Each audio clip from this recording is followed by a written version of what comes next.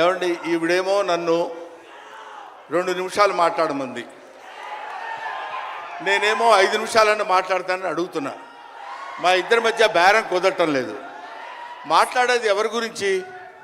పవన్ కళ్యాణ్ గురించి. పవన్ కళ్యాణ్ గురించి మాట్లాడాలంటే 2 నిమిషాలు మాట్లాడటం కంటే చాలా థ్యాంక్స్ అండి, సంతోషం అని వెళ్ళిపోవచ్చు. అలా చేయనా సార్? 2 నిమిషాలు ఇక్కడ, 3 నిమిషాలు నాతో ఫోన్లో మాట్లాడరా? Okay sir. ఒకటి ఇప్పుడు ఇక్కడి నుంచి లెక్కేసుకొని టైము ఇందాకది కాదు. ఇక్కడ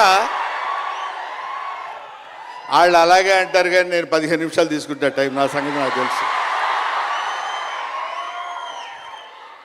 పవన్ కళ్యాణ్ గారి గురించి నేను ప్రత్యేకంగా చెప్పాల్సిన అవసరం లేదు. ఆయన మానవత్వం పరిమళించిన మంచి మనిషి. ఎంత గొప్పవాడంటే చాలా గొప్పవాడు అని చెప్పడానికి మాత్రమే మనకు చేతనవుతుంది. చిన్నప్పటి నుంచి ఆయన 17వ సంవత్సరం నుంచి నేను చూస్తున్నటువంటి వ్యక్తిగా నాకు తెలుసు. అప్పటి నుంచి ఇప్పటి వరకు ఏదో ఏదో ఏదో చెయ్యాలి అనేటువంటి తపనతోటి సమాజానికి ఏదో ఉపయోగపడాలి, I want to do something for the society sir అని చెప్పినప్పటి నుంచి ఇప్పటి వరకు నాకు తెలుసు. అప్పటి నుంచి ఇప్పటి వరకు ఎదురు లేకుండా తనంతట తను వేసుకున్నటువంటి బాటలో నడుస్తూ వెళ్ళాడు తప్ప ఎవరి బాటలో నడిచి వెళ్ళలేదు పవన్ కళ్యాణ్. మైండ్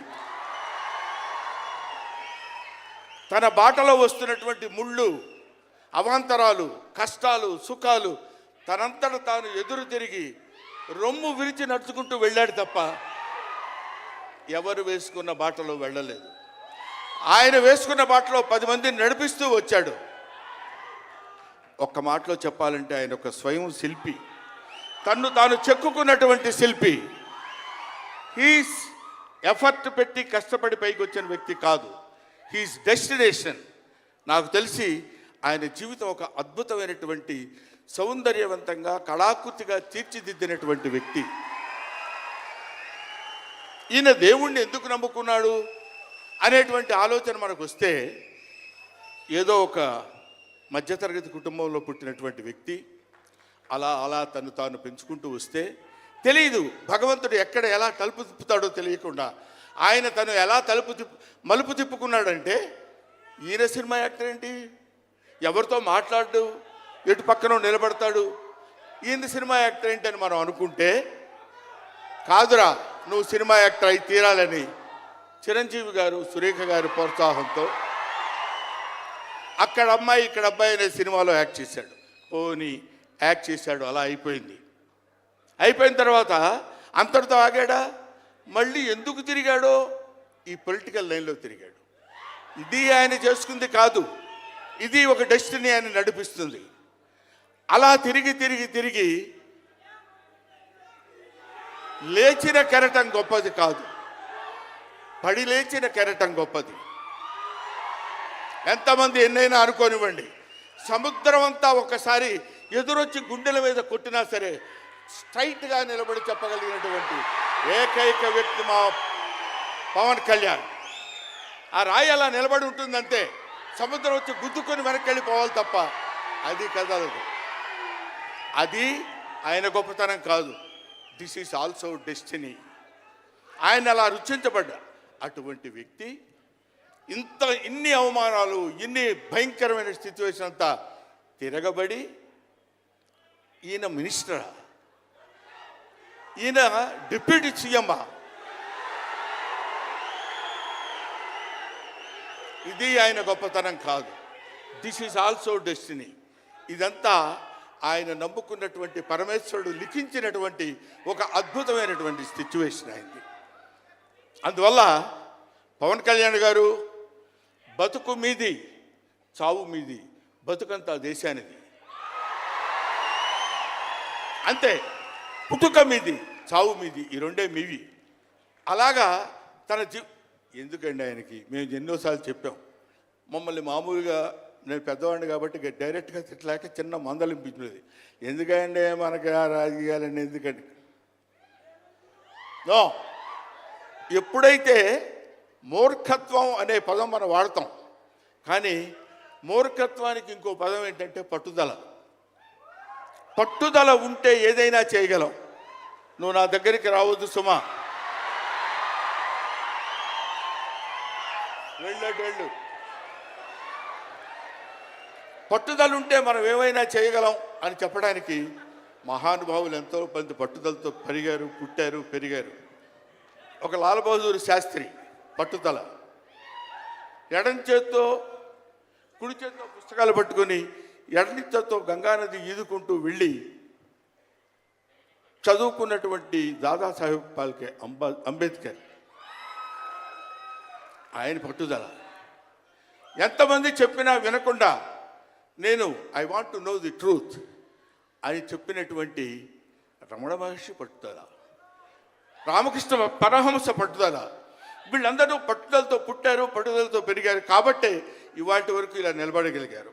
ఇప్పుడు నేను చెప్పేది, రేపొద్దున ఆయన ఎంత గొప్పవాడు అవుతాడనేది మనం నిర్ణయించలేము, మన చేతుల్లో లేదు. ఇవాళకి ఈ స్టేజ్కి వస్తాడని మనం అనుకోలేదు. ఇక తర్వాత ఏ శిఖరాలనైనా అధిరోహించబోతున్నాడో అది ఆయన చేతుల్లో లేదు, మన చేతుల్లో లేదు. సకల సృష్టి స్థితి రేఖారుడైన భగవంతుడి చేతుల్లో ఉంది. కాబట్టి ఆ నిర్ణయించినటువంటి ఆ డెస్టినీని నమ్ముకొని వెళ్ళేటువంటి మనిషి కాబట్టి ఆ మహానుభావుడు ఇంకా ఇంకా ఇంకా ఎన్నో స్థితులకు వెళ్ళాలి, ఎన్నో స్థితుల్ని అధిరోహించాలి అని మనం కోరుకుందాం. అధిరోహించి తీరుతాడు. అస్తు అస్తు అస్తు, శుభమస్తు. ఇది జరిగి తీరుతుంది, ఇది నిత్య సత్యం. చాలు. ఏవయ్యా, నువ్వు పొగట్టడానికి వచ్చావా ఇక్కడికి? పవన్ కళ్యాణ్ గురించి చెప్పడానికి వచ్చావా, లేకపోతే ఆయన గురించి గొప్పగా చెప్పడానికి, ఆయన్ని పొగట్టడానికి వచ్చావా అనుకోవచ్చు. మీకు ఒక చిన్న విషయం చెప్తున్నాను. ఆయన సంవత్సరం క్రితం చూశాను, 1 year బ్యాక్ చూశాను, మళ్ళీ ఇప్పుడు చూస్తున్నాను. మధ్యలో ఒకసారి ఏదో ఒంట్లో బాగోలేదంటే మాత్రం చూశాను. ఆయనతో ఫోన్లో మాట్లాడింది లేదు, ఆయన గురించి నాకు తెలిసింది లేదు. మా ఇద్దరి మధ్య ఉన్నది స్నేహం కాదు, ఆత్మీయత. ఆత్మీయత వేరు, స్నేహం వేరు. ఆత్మలు కలిసేటువంటి ఒక అద్భుతమైనటువంటి సంబంధం మా ఇద్దరి మధ్య ఉంది కాబట్టి మనం చెప్తున్నాం. సరే, ఇక నీ సోది ఇది ఆపబోయా. చెప్పు హరిహర వీరమల్లు గురించి.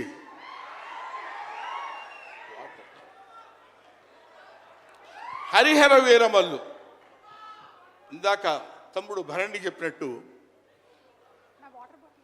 శివుడు ఒక్కడొస్తేనే శివతాండవం చేస్తే 14 లోకాలు దద్దరిల్లిపోతాయని చెప్తారు. అవునా?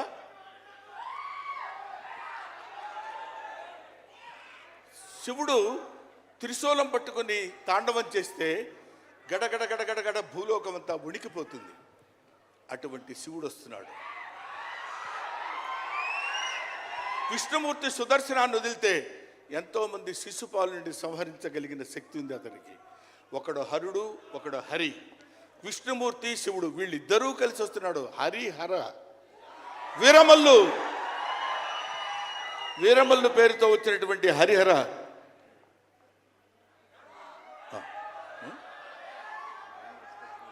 ఓకే, అందుకని హరిహర వీరమల్లు గురించి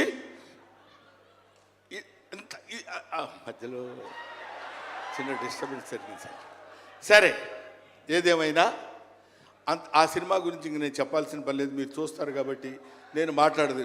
ఎందుకంటే పవన్ కళ్యాణ్ గారి గురించి ఆవిష్కరించి ఆయన గురించి 2 ముక్కలు చెప్పాలని.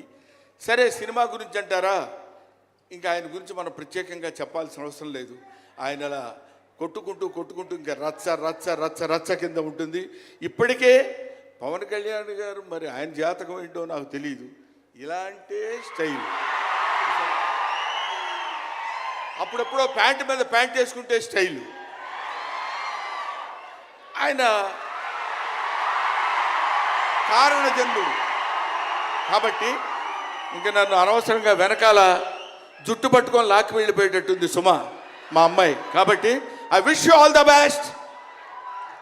ఎప్పటికైనా మీ ఒళ్ళో తలపెట్టుకుని ఎక్కెక్కి ఏడవాలని పవన్ కళ్యాణ్ గారు. Thank you very much. మిమ్మల్ని ఇద్దరిని చూస్తే మాకు స్వామి నదికి పోలేదా సీన్ గుర్తొస్తుంది. Thank you so much Brahmanandam గారు. మనకి టైం రెస్ట్రిక్షన్స్ ఉన్నాయి కాబట్టి ఆ టైంలో క్రమశిక్షణ పాలించాలి.